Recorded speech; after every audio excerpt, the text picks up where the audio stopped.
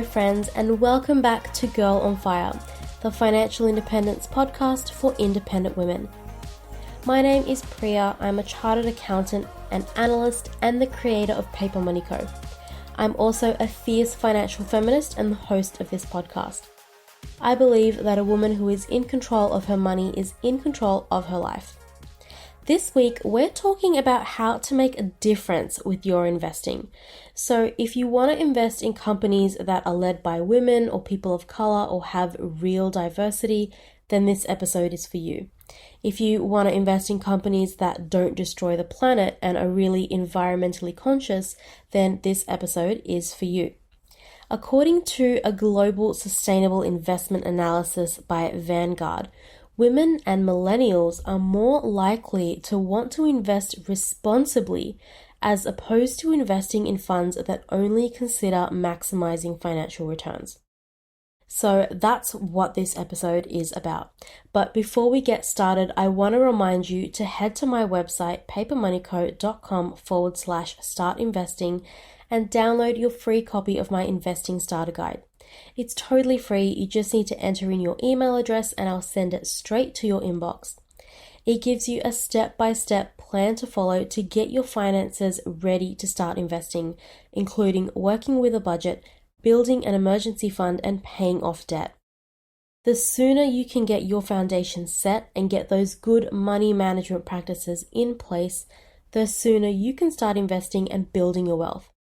If you're really serious about learning to master your money, then it's the perfect guide for you and I'd hate for you to miss out on it. As always, Girl on Fire is about learning, so whip out your favorite notebook or journal and get ready to take some notes. If you're not into writing things out by hand, you can always find the transcript on my website, papermoneyco.com/GOF38. Okay, let's dive in. First, let's go through a definition of socially conscious investing. What that means is that you're choosing to invest your money in a way that supports various social causes that you support. So, for example, you might not want to support a clothing retailer that manufactures its clothing by exploiting workers in developing countries. They're paying their workers cents per hour. Working conditions are horrendously unsafe and workers are working for 17 hours a day. You don't support any of that and you don't shop there. And the idea of investing in a company like that makes you uncomfortable. Just because we're investing to build wealth, it doesn't mean that we have to be okay with making money off companies who exploit workers, or companies that destroy the environment or have blatantly sexist or racist cultures. Apart from going to the polls and voting in elections, there is no better way to make your voice heard than by voting with your dollars. This is your chance to put your money where your mouth is and choose your investments based on your values and what's important to you. It might be diversity and inclusiveness within the company, especially in senior and executive management. It could be environmentally friendly business practices or products for consumers. Maybe it's paying fair wages and providing safe and clean working environments. And the fact that we have the option to do that is a privilege, and it's fantastic, right? It gives us a chance to be the change we want to see in the world. It's another way we can get involved in the causes that matter to us. It's another way that we can live and grow our wealth according to our values. It's a way to take a stand against how companies make money and the impact they have on the communities they operate in. It's also a great way to take a stand against companies that don't have enough diversity. Never underestimate the power of voting with your dollars. And that's something we saw a lot during the Black Lives Matter movement in 2020. I was getting all these emails from every company I get newsletters and sales emails from. And they were all telling me about how they're looking at their hiring practices and their corporate culture and realizing there's not enough diversity there. And that was also a time when more and more people were thinking twice about where they spent their money. So if we do that with how we spend our money, we can also try to do that with how we invest and how we make money. Before we move on, I want to ask my girls on fire for a favor. If you've listened this far into the episode, then you're probably enjoying it, right? So here's what I'd like you to do next. Pause this episode for a few seconds and head on over to papermoneycode.com/podcast review. I want you to leave a rating and review for Girl on Fire because it helps me provide better content based on what you're enjoying the most. It helps other women out in the internet wilderness come and find us as well. And it's also a great way to support this show for free, and for that I'd love to send you a little something to say thank you. So once you've done that, take a screenshot of your submitted review and email it to me at priya@papermoneycode.com. If you do that, I'll send you a copy of my Fire and Investment Calculator, which, if I do say so myself, is pretty damn amazing.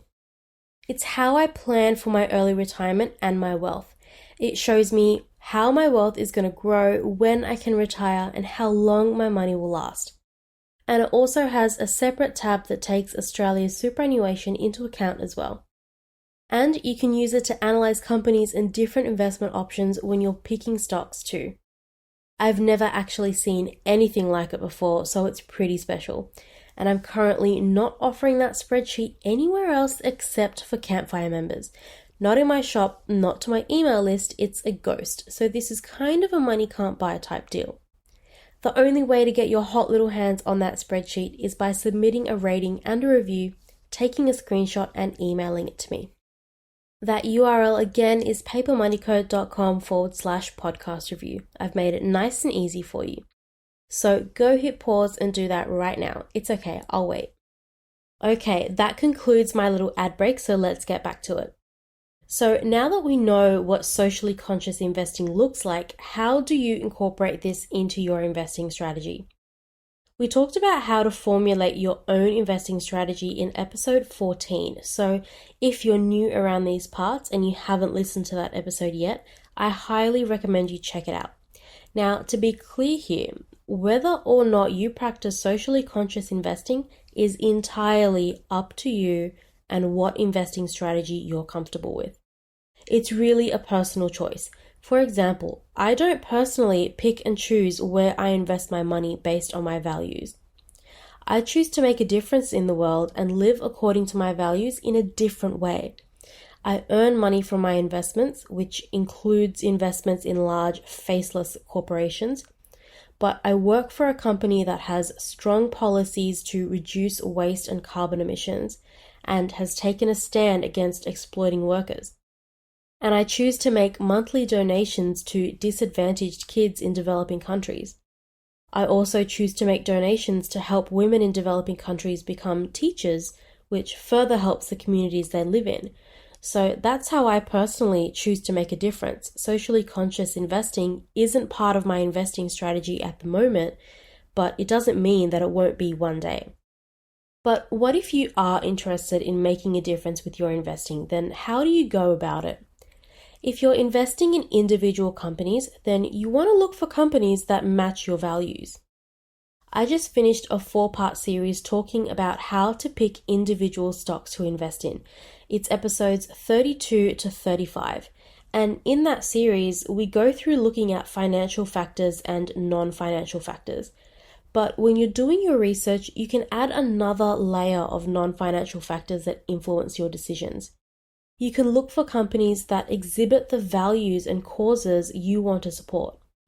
For example, you can choose to invest in a company that makes environmentally friendly cleaning products, or a company that's committed to becoming carbon neutral by 2025. Maybe you want to invest in a company where the board of directors is 50% women, or a company whose CEO is a person of color, or a company that values mental health so much that it gives employees free counseling and days off specifically for mental health leave. You can really use the opportunity to look for companies that align with your specific values, whatever they are. Now, what if you're investing in ETFs instead of investing in individual stocks? We talked about ETFs in episode 14, but when you're investing in ETFs, you're investing in hundreds of companies at once. And you'll drive yourself crazy trying to make sure that all those companies align with your values and the causes that you support. But luckily for us, Fund managers are doing the hard work for you. You can now invest in ETFs that are a basket of companies for specific causes. For example, there are ETFs that are a collection of environmentally conscious companies or companies that generate renewable energy. BetaShares is an Australian fund manager that creates ETFs, and they have an ETF called Climate Change Innovation. Its ticker code is ERTH, so Earth, which I thought was pretty cute.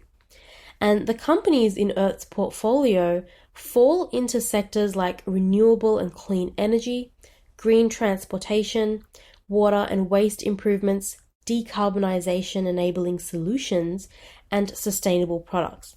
And it actively excludes companies with direct involvement in the fossil fuel industry. So they include companies like Tesla. I'll leave it linked in the show notes if you want to check it out. Another option is Vanguard's Environmental, Social and Governance ETF with the ticker code ESG. And they exclude 4 categories from their portfolio: non-renewable energy like fossil fuels and nuclear power, vice products like adult entertainment, alcohol, tobacco and gambling, weapons and controversies involving labor rights, corruption and human rights. Vanguard in Australia also has an ETF called VETH, Vanguard Ethically Conscious Australian Shares. So you'll need to shop around a little bit because these kind of ETFs do exist, but they're not super prevalent. It's a new area and it's growing, but you may be a little bit limited in your choices. But the option is there for you to start voting with your dollars if that is part of your investing strategy. And that's all I have for you girls on fire today. My challenge for you this week is to think about what kind of causes you would want to support. How would you vote with your dollars? On next week's episode, we're going to talk about how wealthy people can still be broke. It's going to be a super interesting episode, so you're definitely not going to want to miss it. Don't forget to rate and review this podcast at papermoneyco.com/podcast review. It really helps me figure out whether you're enjoying this content and learning from it. Your feedback helps me improve my content so that the episodes get better and better. It's also the best way you can support this show, and it's totally free.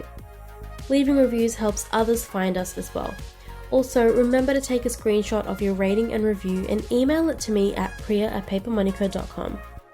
I'd love to send you a copy of my FIRE and investment calculation spreadsheet for free to say thank you for your support. It's currently not available anywhere else except for Campfire members. As always, if you enjoyed this episode or found it interesting, then spread the love and share it with your friends. Bye for now, I'll see you next week.